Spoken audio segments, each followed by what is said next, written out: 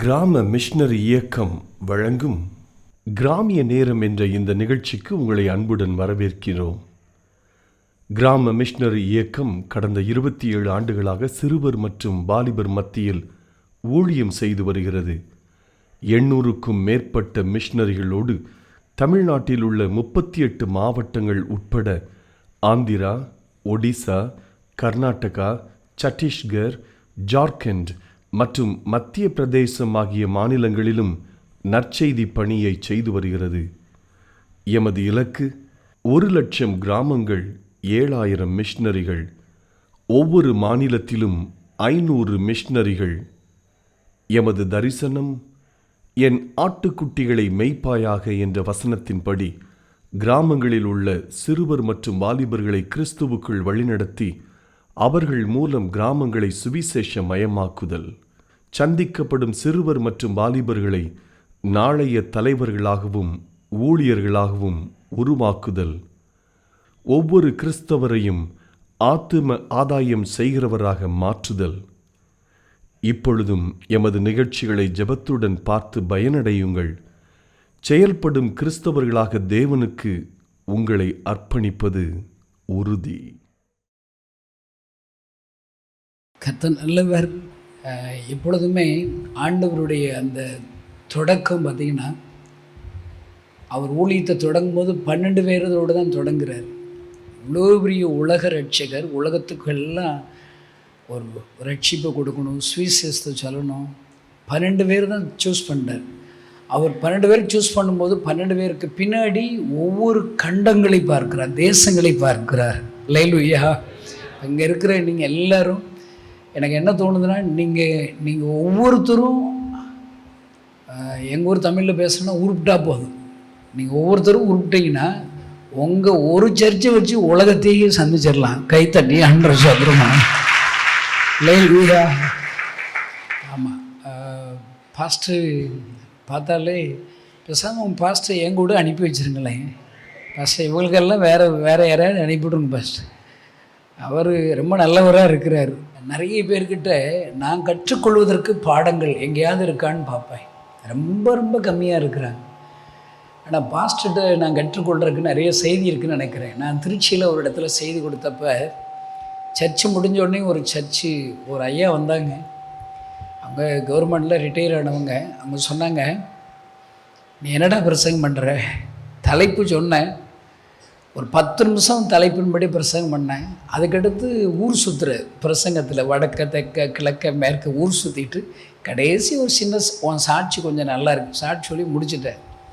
முதல்ல போய் வீட்டில் போய் பிரசங்கம் எப்படி பண்ணுறதுன்னு ட்ரைனிங் எடுத்துகிட்டு வாடாங்கிறாரு. ஏன்னா படுவசம் வஞ்சு விட்டாருங்க. எனக்கு யார் என்னை திட்டினாலும் எனக்கு ஒன்றுமே தோணாதுங்க. ஏன்னா நான் ரட்சிக்கப்பட்டேன். ரட்சிப்புனா என்ன தெரியுமாங்க? வெக்கம், மானம், சூடு, சொரணம் இருக்கக்கூடாது. இப்போ நீங்கள் எல்லாம் ரட்சிக்கப்பட்டீங்களா? இல்லை நான் ரட்சிக்கப்பட்டேன்னு முதல்ல நல்ல போய் சொல்லக்கூடாது. நான் ரட்சிக்கப்பட்டிருக்கிற ரட்சிப்பு நிச்சயம் இருக்குங்கிறவங்க வலதுகை தூக்குங்க. நல்ல ஒரு பரவாயில்ல, எல்லோரும் ரட்சிக்கப்பட்டீங்க. என்ன அப்படின்னா என்ன இருக்கக்கூடாது? உங்களுக்கு வெக்கம், மானம், சூடு பக்கத்தில் சொல்லுங்கள். உனக்கு வெக்கம், மானம், சூடு, சொரணம் இருக்கக்கூடாது. ரட்சிப்புனா என்னென்னா செத்த பாம்பு போல் இருக்கணும். செத்த பாம்பை நழுக்குன்னு ஒரு மிதிங்க, அது படம் எடுக்குமா? ஏன் செத்து போச்சு. கலாத்தியர் 2 கிறிஸ்துவோடு கூட சிலுவையில் அறையப்பட்டேன். நான் இல்லை, எனக்குள்ளே யார் இருக்கிறா? கிறிஸ்துவே. செத்த பாம்பாக இருக்கணும். பக்கத்தில் சொல்லுங்கள், நீ செத்த பாம்பாக இருக்கணும் சொல்லுங்க. இந்த கொஞ்சம் பேர் பின்னாடி அப்படியே சப்பானி மாதிரி உட்காரக்கூடாது. நான் எங்கள் ஊருக்காரன், உங்கள்கிட்ட அன்புக்குரியவர்கள் எப்படிலாம் எனக்கு பேச தெரியாது, சரியா? எங்கள் ஊர் ஸ்டைலில் பேசுவேன். நீங்கள் கோச்சுக்கிற கூடாது, கோவம் வந்துடக்கூடாதுன்னு இவ்வளோ அழுத்தப்படுத்துகிறேன் உங்களை. என்ன பின்னாடி உட்காந்துருக்கேன், ஒழுங்காக பக்கத்தில் இருக்கவன்ட்ட பேச சொல்லும் போது பேசணும். பேசலாட்டா நரகம்தான். பக்கத்தில் சொல்லுங்கள், பேசலாட்டா நரகம்தான். என்ன சொல்லுங்க, கிறிஸ்தவங்க எனக்கு கள்ளகலன்னு இருக்கணுங்க. கள்ளகலன்னு இருக்கணும். சிரிச்ச முகமார். நீயே எதையாவது இன்னொரு சுவிசேஷம் வாப்பா எங்கள் கோயிலுக்கு வாங்கணும், உன்னை கூட்டுட்டு போக போகிறாங்க யாராவது. அப்படி பார்த்தாலே ஒரு டிஃப்ரெண்ட் இருக்கணுங்க. என்ன நான் அடிக்கடி யோசிப்பேன். நெகேமியா புஸ்தகம் எனக்கு ரொம்ப பிடிக்கும். ஒருத்தருடைய பேரில் புஸ்தகமே எழுதியிருக்காரு பாரு. அநேகமாக பாஸ்ட்டுக்கு ஒரு இன்னொரு பைபிள் இப்போ ஆண்டவர் எழுதுனான்னு பாஸ்டர் பேரில் ஒரு புஸ்தகம் இருக்குதுன்னு நினைக்கிறேன். கை தட்டுங்களேன்.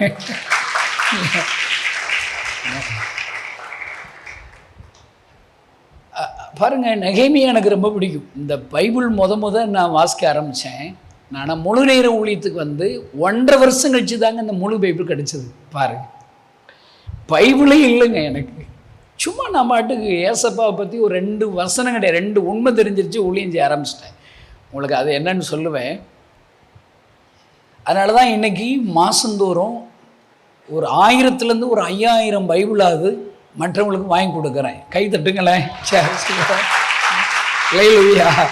இந்த கேம்பில் கிட்டத்தட்ட ஒரு 20,000 வாலிபர்களாவது முகாமுக்கு பைபிளே இல்லாதவங்க வந்துடுவாங்க. அவங்களுக்கான வாங்கி கொடுக்கணும்னு எனக்கு ஆசை. நீங்களும் ஜெபிச்சுக்கோங்க.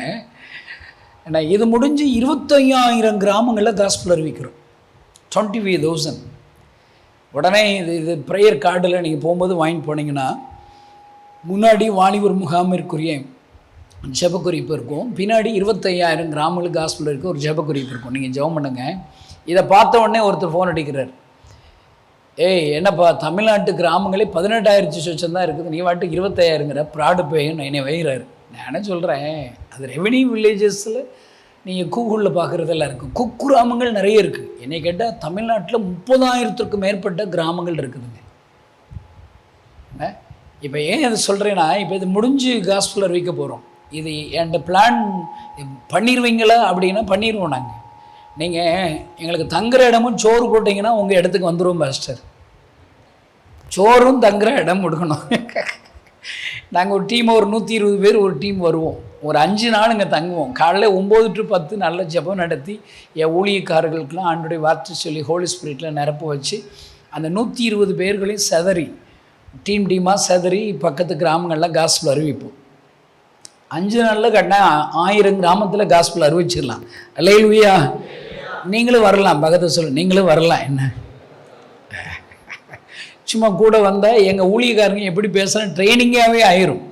என் ஊழியக்காரங்க எல்லாம் பார்த்தாலே நல்லவங்க பூரா உங்கள் ஊரில் இருக்கீங்க போல் இருக்கு. உங்களை பார்த்தாலே பாருங்கள் எவ்வளோ அழகாக இருக்கீங்க.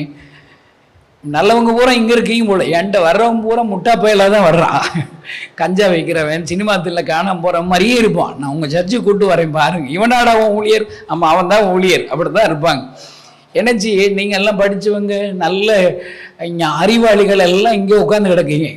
என்கிட்ட வரவங்க பூரா அப்படி வர்றான். ஏன்னா அவங்கெல்லாம் கொண்டு வரேன். அவங்க கூட நீங்கள் என்ன செஞ்சுக்கணும்னா சேர்ந்து ஊழியம் செய்யலாம். கட்டாயங்க. இப்படி ஒரு 5 நாளில் 120 பேர் ஒரு 1000 கிராமங்களில் காஸ்பல் அறிவிச்சிடும். ஒரே டைமில் ரெண்டு இடத்துல நடத்தும். ஒரு வாரத்துக்கு 2000 கிராமம். இப்போ என்கிட்ட தெபோராள் அப்படின்னு ஒரு டீம் இருக்குது. பைபிளில் போட்டிருக்குது, தெபோராளாகி நான் தாயாக எழும்பும் அளவும் கிராமங்கள் பார்த்தீங்களா, ஆண் இல்லை, கிராமங்களுக்கு தாய் எழுமணுமா. சும்மா ஒரு தாலுக்காக்கு 2 பேராக போடுறேன். 2 பேர் தேவரால் வாங்க. வீட்டில் உங்கள் கணவர் பிள்ளைகள்லாம் ஸ்கூலுக்கு அனுப்பிட்டு சும்மா இருக்கீங்கன்னா வாங்க, ஒரு 2 மணி நேரம் ஜெபம் பண்ணுங்க. ஜெபிச்சுட்டு உங்களுக்கு முடிஞ்ச ஊழியத்தை எங்கேயாவது ஒரு கிராமத்தில் செஞ்சுட்டு வீட்டுக்கு போயிருங்க. நிறைய பெண்கள் ஏழைகள் ஜெராக்ஸ் கடையில் அங்கங்கே வேலை பார்க்குற ஜவுளி கடையில் வேலை பார்க்குற அவங்களெல்லாம் கூப்பிட்றேன். நான் வாங்க, உங்களுக்கு நான் சம்பளம் தர்றேன் அப்படி சொல்லி இப்போ ஒரு 65 தாலுக்காவில் போட்டேன். பயங்கரமாக ஊழியம் செய்கிறாங்க. பசங்களை விட அவங்ககிட்ட தான் ரிசல்ட் ரொம்ப இருக்குது. கிராமங்களில் இவங்க போனால் எதிர்ப்பு கம்மியாக இருக்குது. என்ன எங்கே வேணாலும் நுழைஞ்சிடுறாங்க. அவங்கள ஆவிக்குரிய ரவுடிகளாக வளர்க்குறேன். கை தட்டுங்களேன். சரியா? என்ன இவங்ககிட்ட ஒரு தாலுக்காக்கில் அவங்கள்ட்ட பொறுப்பு கொடுத்துருக்கேன், நீ இந்த கிறிஸ்மஸ் ஸ்கூலில் 100 கிராமத்தில் ஊழியம் செய்யணும். அவங்க ஒரு டீம்லாம் சொல்கிறேன், தம்பி நாங்களே 1000 கிராமம் சந்திச்சிருவோம். நாங்கள் 2 பேர் தான் முழு நேர ஊழியராக எங்களை போட்டிங்க. எனக்கு பின்னாடி 50-60 பேர் என் கூட ஊழியத்துக்கு வந்துக்கிட்டு இருக்காங்க ரெகுலராங்கிறாங்க. கை தட்டுங்களேன். நம்ம எல்லாரும் ஏதோ ஒரு நோக்கத்திற்காக தான் கூடியிருக்கிறார். நான் ஃபர்ஸ்ட் சர்வீஸில் சொன்னேன், அந்த 12 சீசர்களை உருவாக்குறதுக்கு ஆண்டருக்கு 3.5 வருஷம் ஆச்சுங்க. வரும்போது அவங்க சும்மா வர்றாங்க, உங்களை மனிதர்களை பிடிக்கிறவளாக ஆக்குவேங்கிறார், உன்னை உருவாக்குவேங்கிறார். நம்மளை ஆண்டவர் தெரிந்து கொள்கிறார், நம்மளை ஆண்டவர் ரட்சிக்கிறார், அபிஷேக்கிறார். அடுத்து என்ன செய்கிறார்? உருவாக்குறார், ஆக்குறார். உன்னை கூர்மைப்படுத்துகிறார், ட்ரைனிங் கொடுக்கிறார், கற்றுக் கொடுக்கிறார், ஆக்குகிறார். எப்பொழுதுமேங்க எனக்கு ரொம்ப பிடிச்சது என்ன தெரியுமாங்க, ஒவ்வொரு கிறிஸ்தவனும் அவருடைய வகுப்பறைக்கு வரணும். ஒரு பாப்பாவுக்கு ஒரு அம்மா சொன்னேன், என் மகளுக்கு பேசுதே வெட்டி நான் விட்டுட்டு போயிட்டாங்க. நான் அவங்கள்ட்ட பேச ஆரம்பிச்சுமே, ஏசப்பா என்ன பேசணும்னு சொல்கிறார், இவளை என் கிளாஸ் ரூமுக்கு வர சொல்கிறேங்கிறார், என்னுடைய வகுப்பறைக்கு வர சொல்கிறேங்கிறார். இங்கே இருக்கிற நீங்கள் எல்லாரும் கிளாஸ் ரூமுக்கு போகிறீங்களா? வகுப்புனா என்னது? ஏசப்பா இருக்கிற இடம் தான் வகுப்பறை, ஜெப அறை தான் வகுப்பறை. அல்லேலூயா. இங்கே 10th ஸ்டாண்டர்ட் படிக்கிறவங்களா இருந்தால் தமிழ் வாத்தியார் தமிழ் பீரியடு தான் வருவார், ஆங்கில வாத்தியார் ஆங்கில பீரியடு, கணக்கு வாத்தியார் கணக்கு, இப்படி தான் வருவாங்க.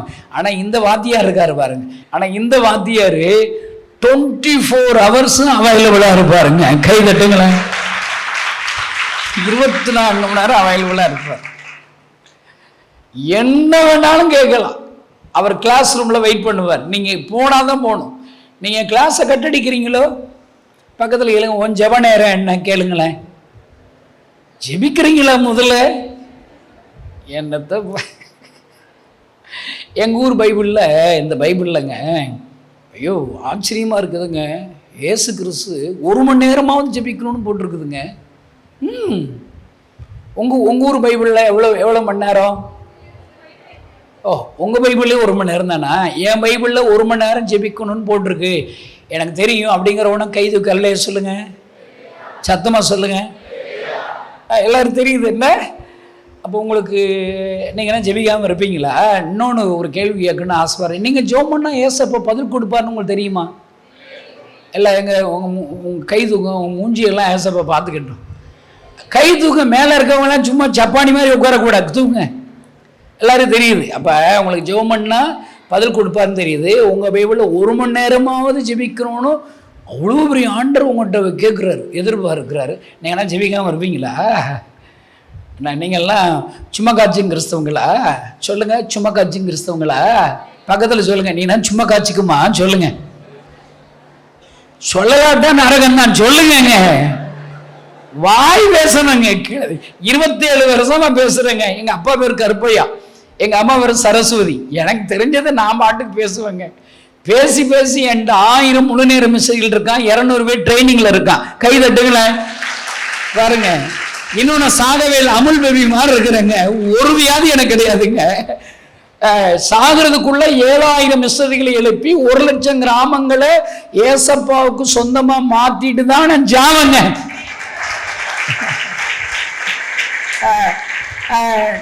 நீங்கள் சாகிறதுக்கு முன்னாடி என்ன செய்ய போறீங்க? பக்கத்தில் கேளுங்க.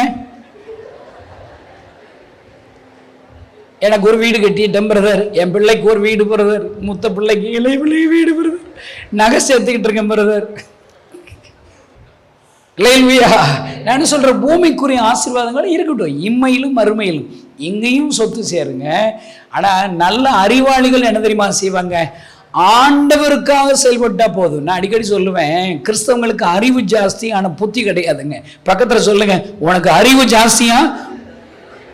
இந்த சொல்லுங்க. ஐயோ, முன்னாடி உட்கார்ந்து சொல்லுங்க, நல்ல சத்தமா சொல்லுங்க, இன்னும் தட்டி சொல்லுங்க, உனக்கு அறிவு ஜாஸ்தியா புத்தி கிடையாதுன்னு சொல்லுங்க. என்ன அறிவு ஜாஸ்தி, என்ன புத்தி இல்லை? நான் சொல்றேன், வசனங்கள் கிறிஸ்தவங்களுக்கு தெரியும். இப்ப நான் ஒரு வசனம் தொடங்க போறேன், நீங்க முடிச்சிடணும் பாருங்க. இந்த வசனம் தெரிஞ்சவங்க வாய் திறந்து சத்தமா சொல்லணும். ரைட் தானா? முதலாவது தேவனுடைய ராஜ்யத்தையும், என்ன அறிவு பாருங்க, என்ன ஞானம் இருக்கு, என்ன ஆனால் புத்தி இருக்குதாங்க. இப்போ செக் பண்ணிடுவோம். இந்த கிராமத்தில் தராஸ் பார்த்துருக்கீங்களா? 2 தராஸ் இப்படி இப்படி வைங்களேன், தராஸ் தட்டு மாதிரி கை வைங்க. என்ன தம்பி நீ ஆண்டு பிரசவம் சண்டையில் ஆசை எடுக்கிறியான்னு வஞ்சு தொலையாதீங்க. எல்லாம் வச்சுட்டீங்களா? வச்சுட்டீங்களா? இந்த இடத்துல இடது கை பக்கம் உங்கள் கவலை எல்லாம் வைங்க. உங்களுக்கு கவலை இருக்கா? நீ எப்போ முடிப்பேனே தெரியலையாடா, அந்த கவலை வந்துருச்சுடா. கடன் பிரச்சனை, உன் பிள்ளை உருப்பிடுவானா, கல்யாண பிரச்சனை, குழந்தை இல்லை, கழுதை, எல்லாத்தையும் வைங்க. வெயிட்டாக இருக்குல்ல, அப்பா வச்சிட்டிங்களா? எங்கிட்டு ஆவிக்குரிய கவலைகள் வலதுகை ரைட் சைடில் ஆவிக்கு இருக்கா? ஒரு கிறிஸ்தவனுக்கு காலையில் எந்திரிச்சோடனே ஜெபிச்சுட்டு தான் அந்த நாளை தொடங்கணும். பைபிள் வாசிக்கணுங்கிற கவலை. 1ஆம் தேதி ஆனால் தசம பாகத்தை சர்ச்சு கொடுக்கணுங்கிற கவலை. அப்படியே இந்த டேவிட் கணேசன் ஒரு 1000 ரூபா அனுப்பணுங்கிற கவலை. நான் நல்லா பேசுகிறேன் இல்லை? ஏன்னா நீ வாரம் வாரம் இங்கே வரும்போது ஒருத்தரையாவது கூட்டுட்டு தான் சர்ச்சுக்கு வரணும். பக்கத்து சொல்லு, ஒருத்தரையாவது கூட்டு தான் வரணும் சொல்லுங்க. நான் பாட்டுக்கு மோகன்சி லாசஸ் அண்ணன் என்னை நைட் ப்ரேயரில் பிரசங்கம் பண்ண கூப்பிட்டார். நான் ஒரு வாயாடி 10,000 பேர் இருக்காங்கன்னா, அங்கே அண்ணன் தான் கிராமங்கள் ரட்சிக்கப்படணும்னு சொல்லி ஜெபம் நடத்தினாங்க. பயங்கரமாக ஜெபம். அடுத்து முடித்து நான் பிரசங்கம் போனேன். நான் ஒரு ஓட்ட வாயம் பாருங்க. நீங்கள் கிராமங்கள் ரட்சிக்கப்படணும்னு அண்ணன் ஜெப குறிப்பு சொன்னார், நீங்கள் எல்லாம் ஜெபம் பண்ணுங்க, உங்கள் ஜெபத்தை ஆண்டர் கேட்பாருன்னு கேட்டேன். ஆமாம் கேட்பாருலங்கிறாங்க. கேட்டார். கிராமங்கள்லாம் ரட்சிக்கப்பட்டு அறுவடை ரெடி ஆயிடுச்சு. நாளைக்கு யார் அந்த கிராமத்துக்கு போய் அந்த ஆத்மாக்களை சந்திக்க போகிறது கைதுக்கு சொன்னேன். போய் சொன்னால் ரத்தங்கிக்கு செத்து போயிருவீங்கடான்ட்டேன். யார் யாருன்னா கிராமத்துக்கு போகணும்னு சொன்னால் ஒரு 10 பேர் தான் தூக்குறாங்க. எல்லாம் சும்மா காய்ச்சிக்கும் போல் இருக்கு. இன்னைக்கு நான் அவங்கள்ட்ட கேட்குறேன்னா, இன்னைக்கு சர்ச்சு முடிஞ்சு இன்னைக்கு சர்ச்சு மீஞ்சு வீட்டில் போய் கறி மீன் முட்டையும் தின்னுங்க, நல்லா தின்னுங்க. தூங்கி எந்திரிச்சு சாயங்காலமாக ஒரு 4 மணிக்கு போல் உங்கள் குடும்பமாக ஒரு கணவன் மனைவி பிள்ளைகளா ஒரு கிராமத்துக்கு போகிறோம் அப்படிங்கிறவங்க போய் சொல்ல கை தூக்குங்க. என்ன நீங்கள் எல்லாம் ஜப்பானி கிறிஸ்தவங்களா? என்னங்க உங்களுக்கு ஒன்றும் புரியல பாருங்க. நான் சொல்கிறேங்க, ஒரு குடும்பம் ஒரு கிராமத்தை தத்தெடுக்கணுங்க. ஒரு குடும்பம் ஒரு கிராமம் சொல்லுங்க. என்ன செய்யணும் நான் சொல்கிறேன் பாருங்க. இன்னைக்கு வீட்டுக்கு போங்க, நல்ல கறி மீன் முட்டை நல்லா சாப்பிடுங்க, தூங்குங்க. ஒரு 4 மணிக்கு குடும்பமாக கணவன் மனைவி 2 பிள்ளைகளா இல்லை ஒரு 4 பேர் சேர்த்துக்கோங்க. சேர்த்துட்டு ஒரு தீன்பண்ட கடையில், உங்கள் ஊரில் நல்ல கடை இருக்கா?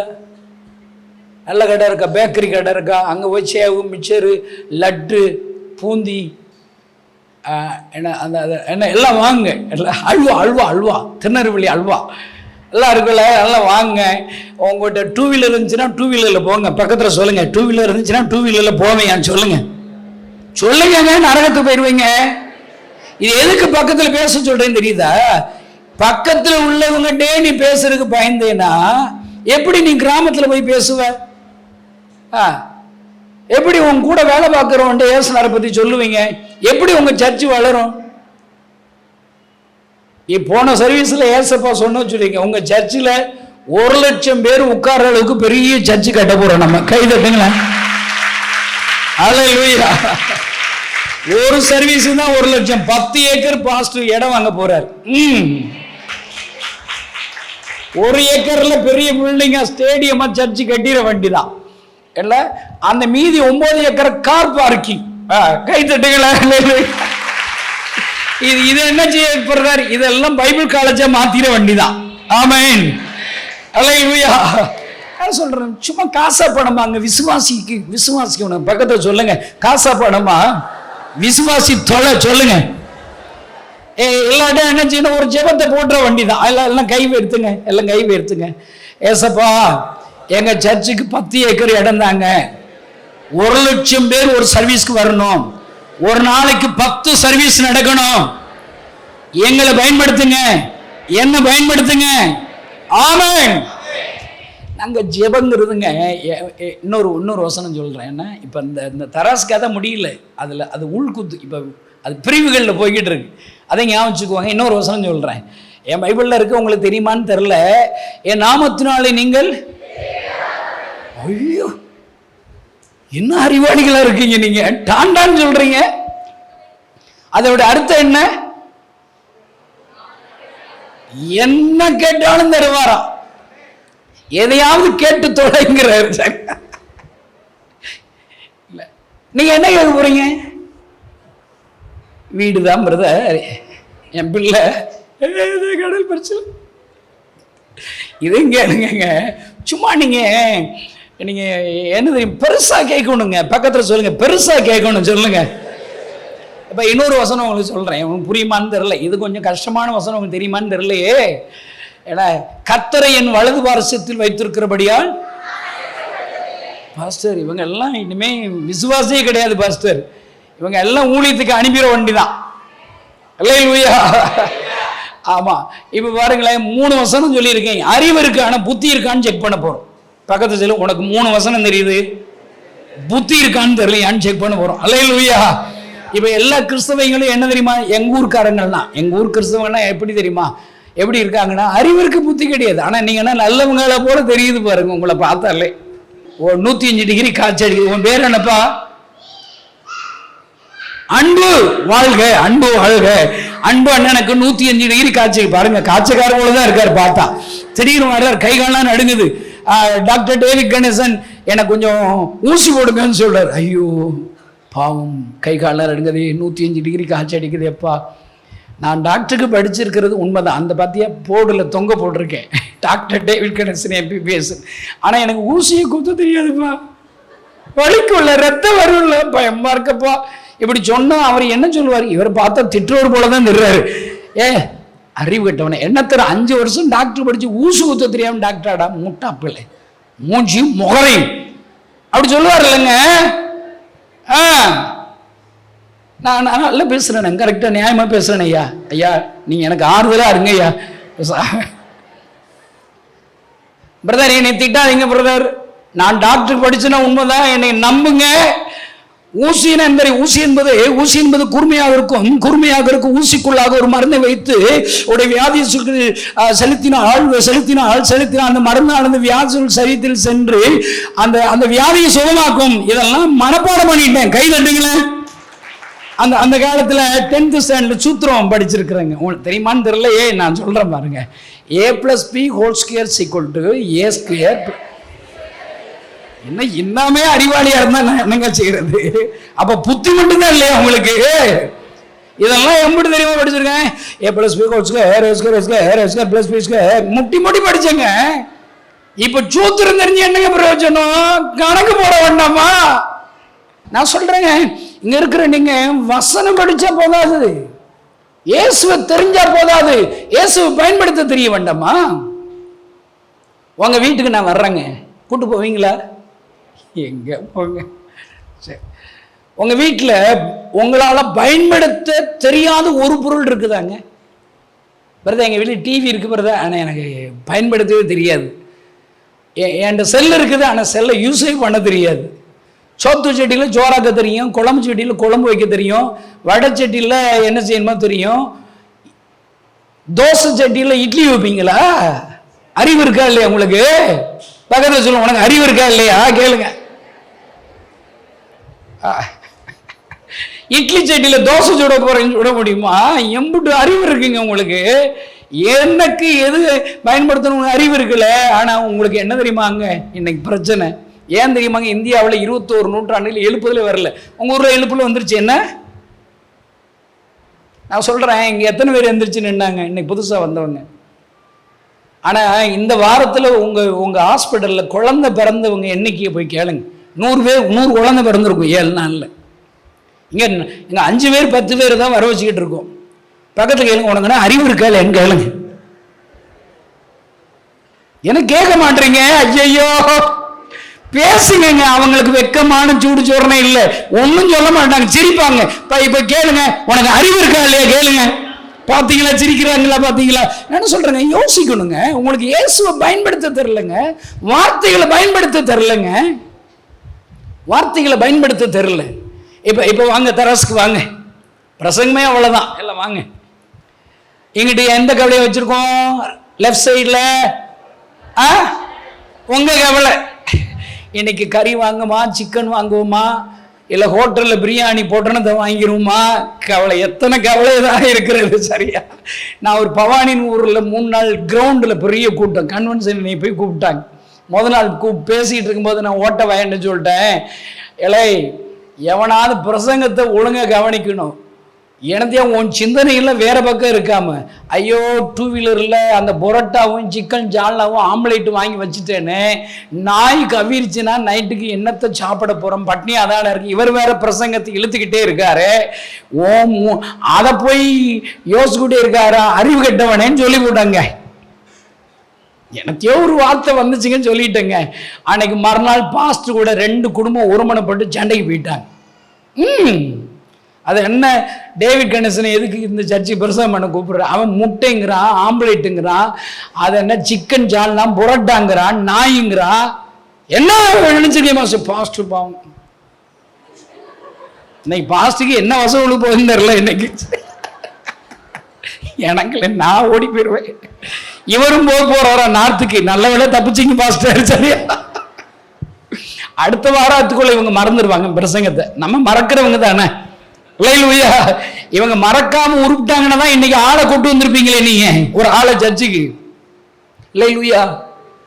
நீங்க அடுத்த வாரம் ஒரு ஆளை கூட்டு வருவீங்களா? பக்கத்தை கேளுங்க. அடுத்த வாரம் ஒரு ஆளை கொண்டு வருவீங்களா? நீ ஏசப்பாவை பயன்படுத்தி, ஏசப்பா ஒரு ஆத்துமா, எங்க வாய் வலிக்குதா போவோம், உன் வாயில் இருக்க முத்து உளுந்துருந்தான்னு பார்ப்போம். எல்லாம் கை வைத்துங்க. எல்லாம் மேலே இருக்கவனை கை வச்சுட்டீங்கன்னா, நான் சொல்றதை செய்யலாட்டா நரகம்தான். பார்த்தோம். எல்லாம் கை வைத்துட்டீங்களா? ஏசப்பா அடுத்த வாரம் சர்ச்சுக்கு வரும்போது எனக்கு ஒரு ஆத்துமாவை அழைச்சிட்டு வரணும், ஒரு ஆத்துமா தாங்க. ஆமென்.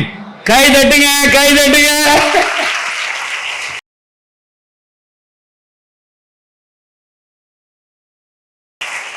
ஒழுங்கா ஒரு ஆளை கூட்டு வரலன்னா சர்ச்சுக்கு வராத. நம்ம கிறிஸ்தவங்கிட்ட என்னங்க தெரியும் பிரச்சனை? ஜெபிப்பான், ஆனா செயல்பட மாட்டான். நான் சொல்றேன், நீங்க உருட்டா போதும், பக்கத்துல சொல்லு, நீ உருட்டா போதும் சொல்லுங்க. நைட்ல ஞானசானம் இங்க இந்த சர்ச்சில் நடக்க போகிறது, இரவுகள்ல நடக்கும். இப்ப வாங்க தராசுக்கு வருவோம். என்னத்த தராசுக்கு அதையும் முடிச்சிருவோம். நீ ஏசப்பாவுக்கு மாசத்துல ஒரு நாளாவது உங்க 2 வீலரை, உங்க வீடை, காரை பயன்படுத்தினா எந்த விபத்துமே நடக்காதுங்க. கை தட்டுங்கண்ணே. இந்த செய்தி நிச்சயமாய் உங்களை செயல்பட தூண்டியிருக்கும் என்று விசுவாசிக்கிறோம். நீங்களும் எங்களோடு இணைந்து தேவனுக்காய் ஏதாவது செய்ய விரும்புகிறீர்களா? அப்படி என்றால் இந்த ஆகஸ்ட் மாத ஊழியங்களில் உங்கள் பங்களிப்பை கொடுக்க முன் வரலாமே. ஆகஸ்ட் 15 1,00,000 வாலிபர்களுக்கென திருச்சியில் வைத்து நடைபெற உள்ள வாலிபர் எழுப்புதல் முகாமிற்காக தனி ஜெபத்திலோ குடும்ப ஜெபத்திலோ அப்போஸ்தலர் 12:5 படி வீட்டு ஜெப கூட்டமாகவோ உபவாசம் இருந்தோ ஜெபிக்கலாம். இம்முகாமிற்கு உங்களுக்கு தெரிந்த 12 நபரையோ அல்லது அதற்கு மேற்பட்ட வாலிபர்களையோ அழைத்து வந்து உங்கள் பங்களிப்பை கொடுக்கலாம். இம்முகாமிற்கான மொத்த தேவைகள் சுமார் 1 கோடிக்கு மேல் உள்ளது. இந்த பெரிய தொகைக்கான ரூபாய் 1,00,000 அல்லது இயன்ற தொகையையோ பொருத்தனையாக கொடுக்கும் குடும்பங்கள் எழும்ப ஜெபியுங்கள். ஒரு வாலிபனை இந்த முகாமில் பங்கு பெறச் செய்ய ஆகும் செலவு ரூபாய் 500 உங்கள் சார்பாகவோ அல்லது உங்கள் குடும்பத்தின் சார்பாகவோ ஒரு வாலிபனுக்கோ அல்லது அதற்கு மேற்பட்ட வாலிபனுக்கோ கொடுத்து உதவலாம். நமது பணித்தள கிராமங்களில் இருந்து வாகனங்கள் மூலம் வாலிபர்களை அழைத்து வர ஒரு வேனிற்கு ஆகும் செலவு ரூபாய் 10,000 அல்லது ஒரு பஸ்ஸிற்காகும் செலவு ரூபாய் 20,000 கொடுக்கும் நபர்கள் எழும்ப ஜெபியுங்கள். இம்முகாமில் பங்கு பெறும் கிராமப்புற வாலிபர்களில் சுமார் 20,000க்கும் மேற்பட்டோர் வேதாகமம் இல்லாத பின்னணியிலிருந்து வருபவர்களே. அவர்களுக்கு வேதாகமம் கொடுக்க ரூபாய் 300 கொடுத்து ஒரு வேதாகமமோ அல்லது அதற்கு மேற்பட்ட வேதாகமங்களோ வாங்கி கொடுப்போர் எழும்ப ஜெபியுங்கள். மேலும் எங்களோடு தொடர்பு கொள்ள விரும்பினால் எங்களுடைய முகவரியை குறித்துக் கொள்ளுங்கள். கிராம மிஷனரி இயக்கம், தபால் பெட்டி எண் 51, விருதுநகர் 626001. இந்த நிகழ்ச்சியையோ அல்லது எங்கள் ஊழியத்தையோ தாங்க விரும்பினால் கீழ்கண்ட எண்ணை தொடர்பு கொள்ளவும். 7378000444. கர்த்தர் உங்களை ஆசீர்வதிப்பார்.